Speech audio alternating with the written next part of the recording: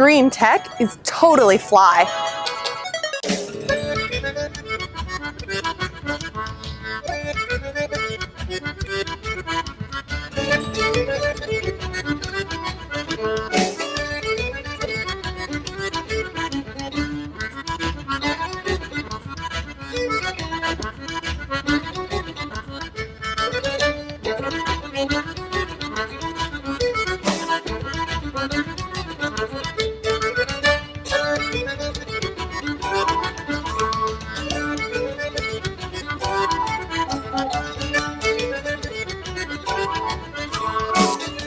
I'm Stephanie Tucker, and welcome to EcoVision.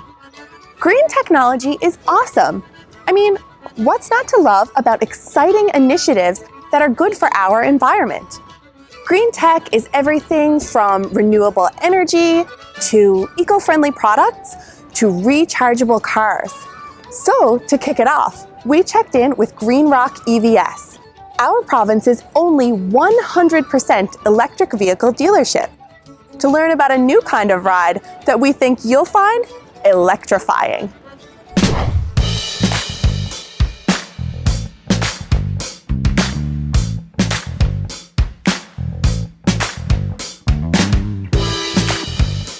I'm John Godden. I'm the president and founder of Greenrock Electric Vehicle Solutions, or EVS. My name is Sarah Halliday. I'm a Chief Operations Officer for Greenrock EVS. We've been established since 2013, and we're Atlantic Canada's #1 electric vehicle dealer.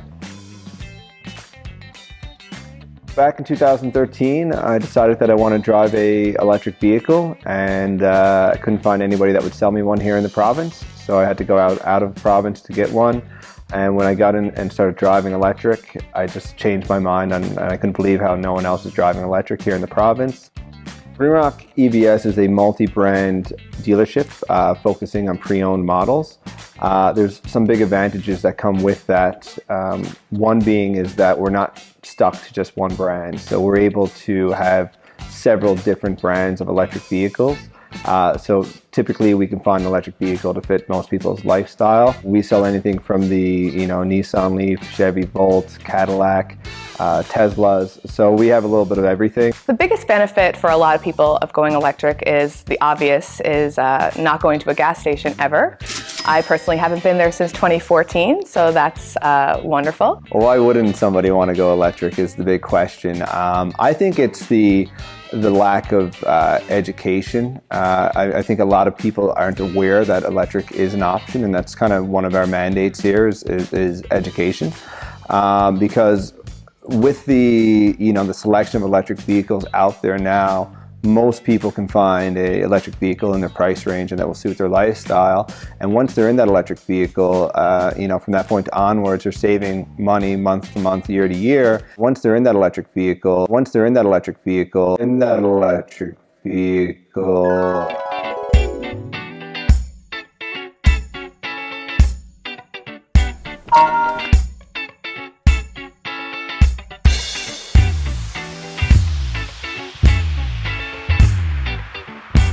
smooth, quiet. We're driving now.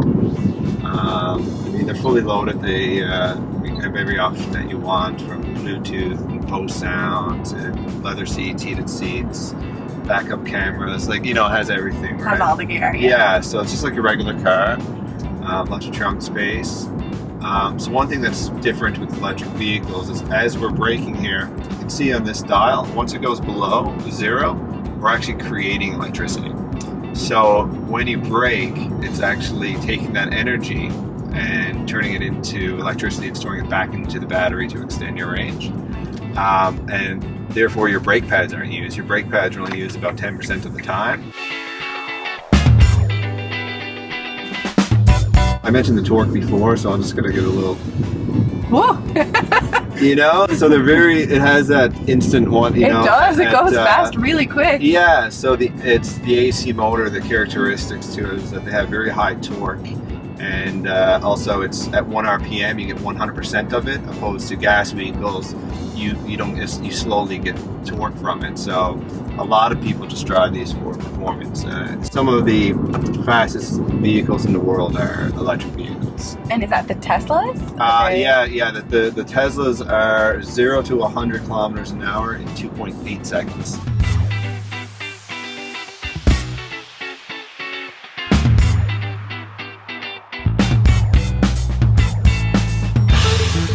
There's no transmission or gears, so there's nothing going on here except for the battery underneath us. The AC motor is right between the front two wheels, and there's no transmission, no gears.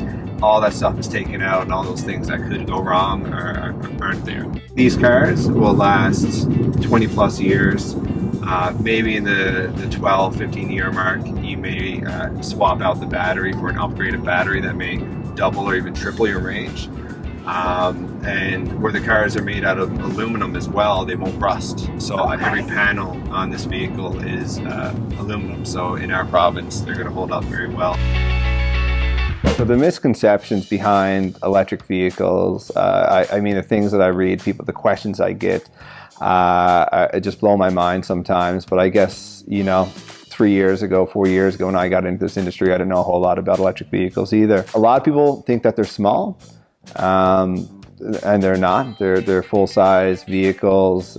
We have 7-passenger sedans that are available as well. Slow. A lot of people think that electric vehicles are slow, which they're not. The AC motor has very high torque, and it's instant torque.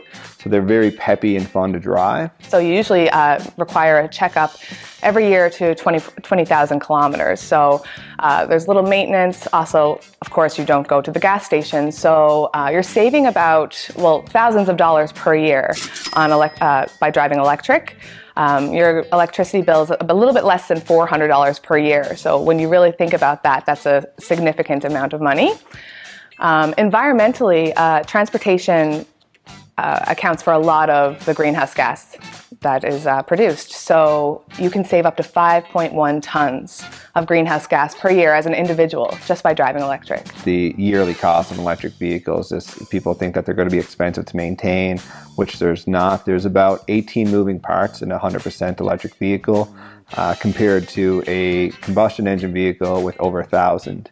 So, and it's just so many things can go wrong on a combustion vehicle with thousands of explosions every minute compared to an electric vehicle that it's just very smooth and runs on electrical components. It's kind of like the chicken before the egg. What do you need first? Do you need the charging stations here, or do you need the vehicle? So, we kind of have brought in both. The infrastructure for charging stations was a hurdle at first because there wasn't a whole lot. We do need a little bit more government support and support from municipalities. It's great that people are putting in charging stations, but it would be nice to see them in their fleet vehicles or, businesses having them for their company vehicles, just to kind of show that these are working and this is what's happening now for the environment and for economical reasons. Here in the province, one of our biggest contributors to greenhouse gas is our transportation sector. So by reducing the amount of greenhouse gas each individual vehicle does, will reduce, will help reduce climate change. And we think about electric vehicles now. There's electric trucks that are in production right now, which we'll have here soon. There's electric garbage trucks, there's electric buses. So it's not just electric cars, they can do electric anything. They're just coming out with the electric transport truck now. So any vehicle can be electric. I mean, they're even working on the electric plane, electric boats. It's an awareness thing, and I think it's as we see more and more electric vehicles on the road, people feel more comfortable about driving electric. And we've had them here for over 3 years now, through all of our winters, cold days, all sorts of weather, and they just work fantastic here. Driving electric is the most an individual can do to reduce greenhouse gas. So it just makes more sense to drive electric than gas. I mean, we've been doing gas for 120 years, so I think it's time to shake things up. So now that we're all charged up, let's take a look at one of the ways that we charge up our province: wind energy. Did you know that there are wind farms right here in Newfoundland and Labrador? to Nick Mercer, a PhD student at the University of Waterloo, wind energy is a real breeze. He blew on in to tell us about his work with wind energy in our province.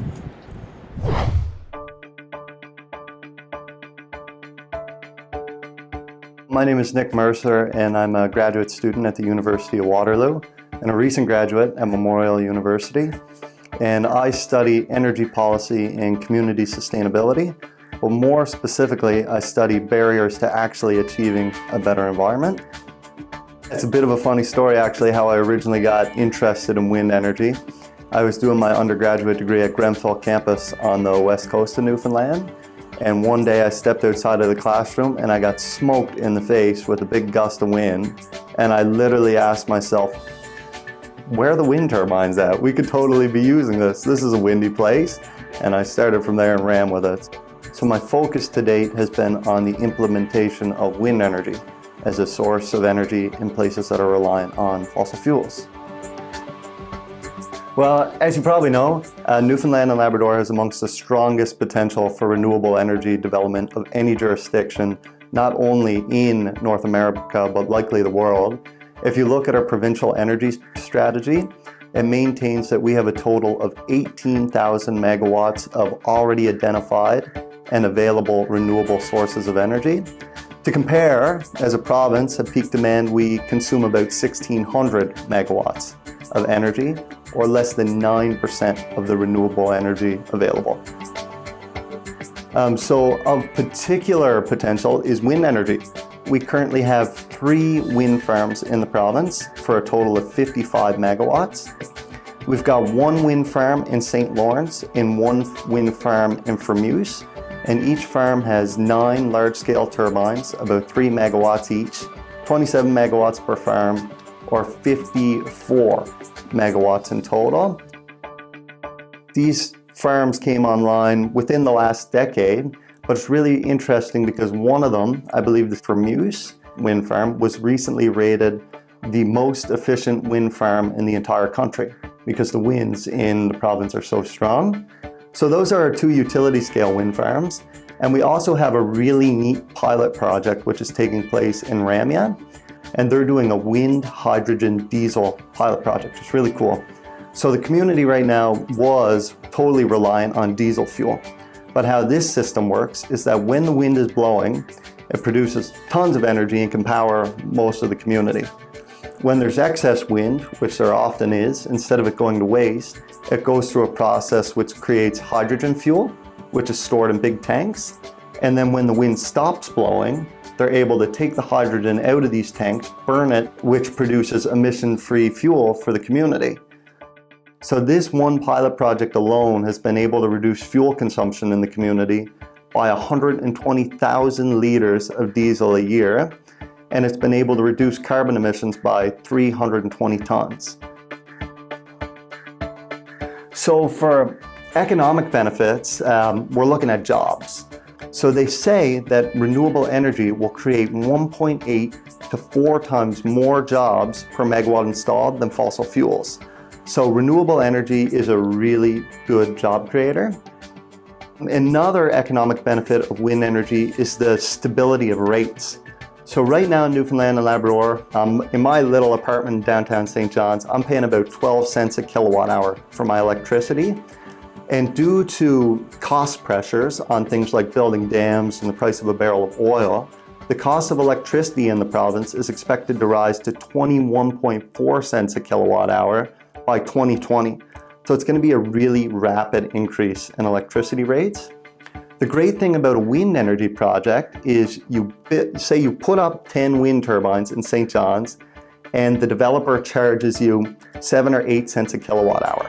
A contract is signed and that rate stays at 7 or 8 cents a kilowatt hour for the entire 20-year contract. So it helps to stabilize electricity rates in the province. As for environmental benefits, we're looking at the displacement of fuel at Holyrood. We're looking at the displacement of fuel in remote communities who are reliant on diesel. But there's also some really interesting societal benefits of wind energy development. And the first is increased awareness of climate change. So there's a growing body of literature which suggests for people who live next door to renewable energy projects, who have wind farms and solar farms in their backyards, these people tend to be a lot more aware of the impacts of climate change, the sustainability of different energy sources, compared to people who live away from renewable energy projects and who have never seen them. So it's a way to kind of help educate and create awareness about climate change in the province as well. So the Maritime Link right now is being built as part of the Muskrat Falls project, and this is really going to change the business case for wind here, because we're actually going to be able to put up turbines and then export that power.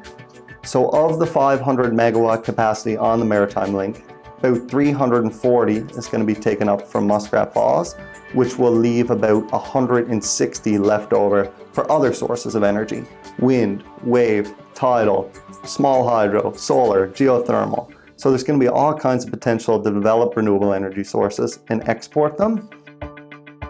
Wind energy is not only great environmentally, but it's also good for our pocketbooks.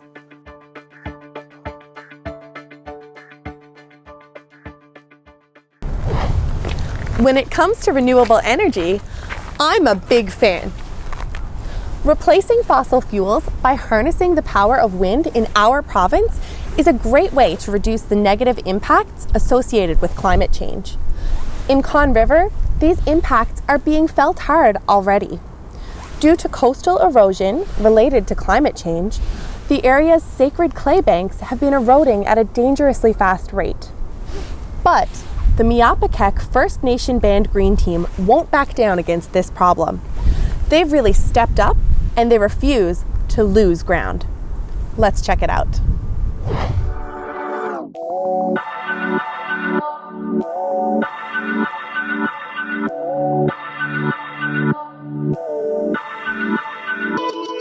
I'm Andrew Etheridge and I'm a member of the Conne River Green Team. My name is Jenna Hinks and I'm from the Conne River Green Team. My name is Jackson Drew and I'm a part of the Conne River Green Team.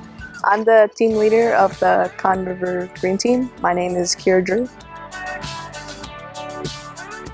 Our Green Team project is reinforcing the clay banks.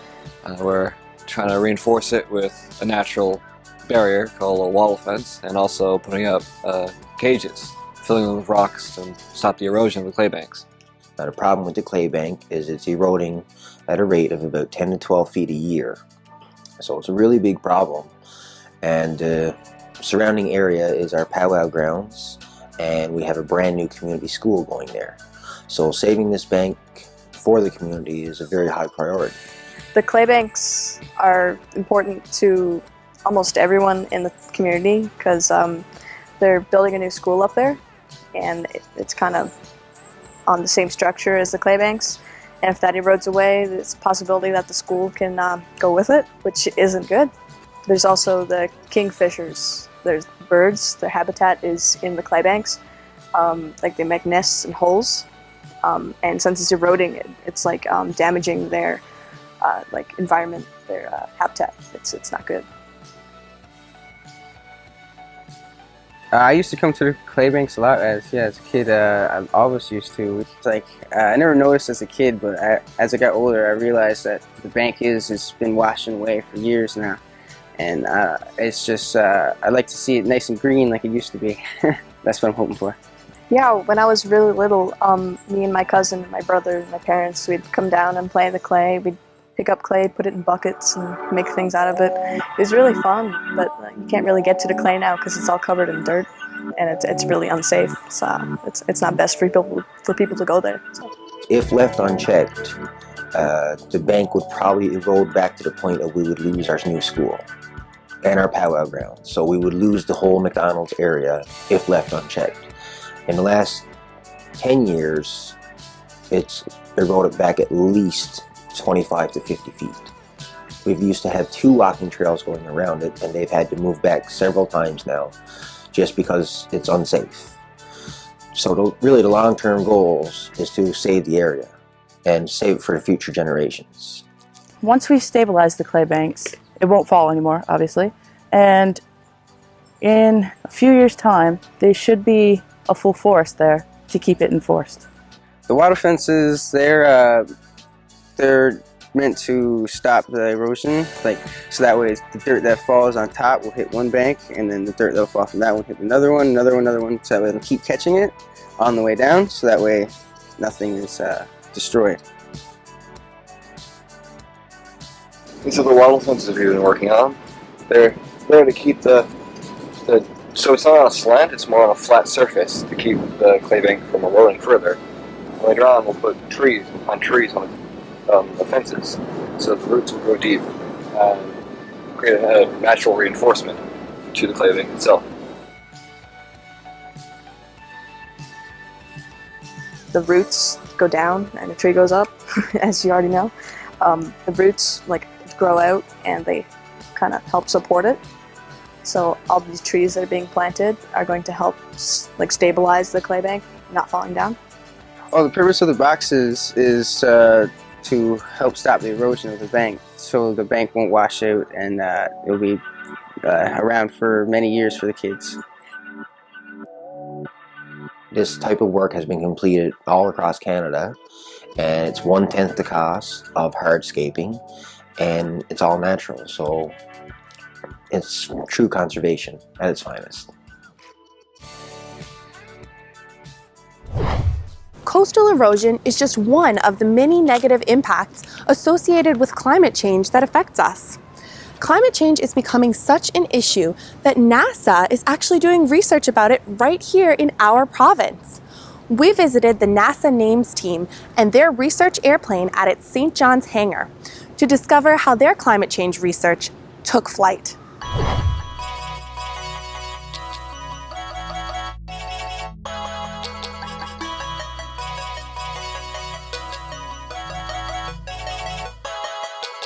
Hi, I'm Richard Moore.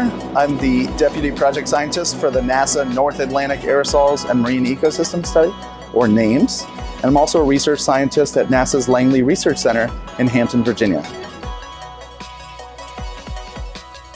NAAMES is a 5-year study that NASA is conducting. It involves a plane that you see behind me, the C-130, and it also involves a ship. And the ship is currently out in the middle of the North Atlantic, and we here in St. John's, Newfoundland, fly the C-130 out over the ship. And our goal is to try to understand what's going on in the ocean. So every year in the North Atlantic, there's this massive phytoplankton bloom.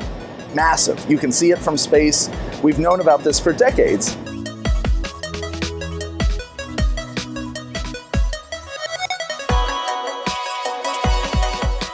And despite the fact that we've been studying it for many, many years, how this bloom actually comes about is really controversial. And so the textbooks tell us that spring is the season of birth. That's when things start to blossom, and that seems like that's the obvious time for a bloom of phytoplankton, of green plants in the water. But only recently, with the emergence of a long-term satellite ocean color record from NASA's satellites, have we developed some alternative theories. And so Mike Barenfeld, the principal investigator for NAAMES, wrote a paper a few years ago positing that the bloom actually begins a lot earlier. It begins in the winter, which doesn't make any sense, right? Things bloom in the spring, not in the winter. And yet, the satellite record is pretty clear on this. And so what we're trying to do with NAAMES is go out in every season and study the plankton and understand its cycle and try to resolve this controversy.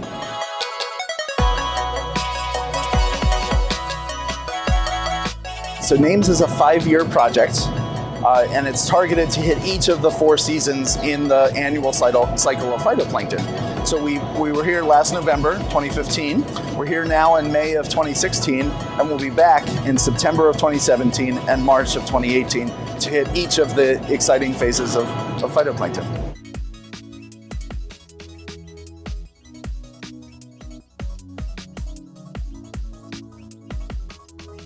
Hi, my name is Jessica Madden. I'm the Education and Outreach Coordinator at Conservation Corps Newfoundland and Labrador. So as a team here at Conservation Corps, we got to visit the research plane that they're using to conduct this research on phytoplankton. And so we got to visit the plane in the hangar. It was incredible. It's this old Army plane that has been completely revamped in order to, conduct this important study. And it was just an experience I'll never forget. It was awesome.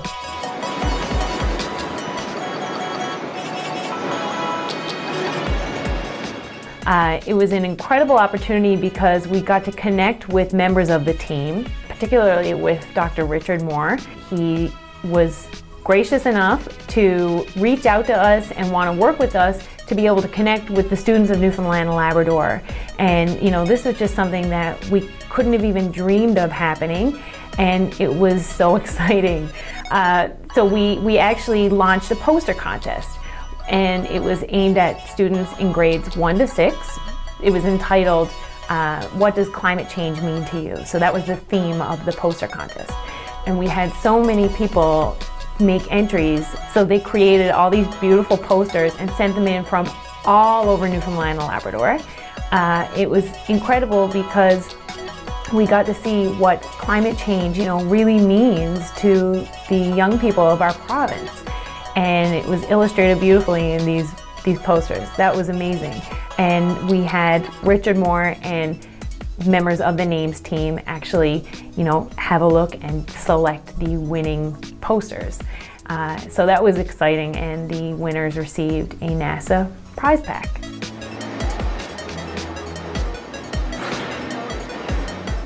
We're really excited to be here, and we're really excited to be in the backyard of Newfoundland and Labrador. And the message I would have for the local people of this province is that you have this massive biological event, and it's just in your backyard. And we know it underpins so much of life in the ocean, as well as the effects on the atmosphere and climate. And so going forward, I think you're ideally positioned to study this. And so we're excited to be here. We're excited to be doing this research. We think it's going to improve our understanding of how the ocean interacts with the atmosphere and climate.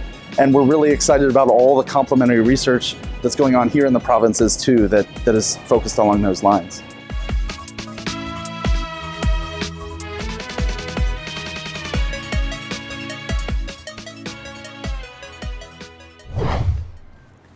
That's it for this episode of EcoVision. We hope you enjoyed learning about the amazing green innovations happening right here in Newfoundland and Labrador. Thanks for joining us today and being a part of the change.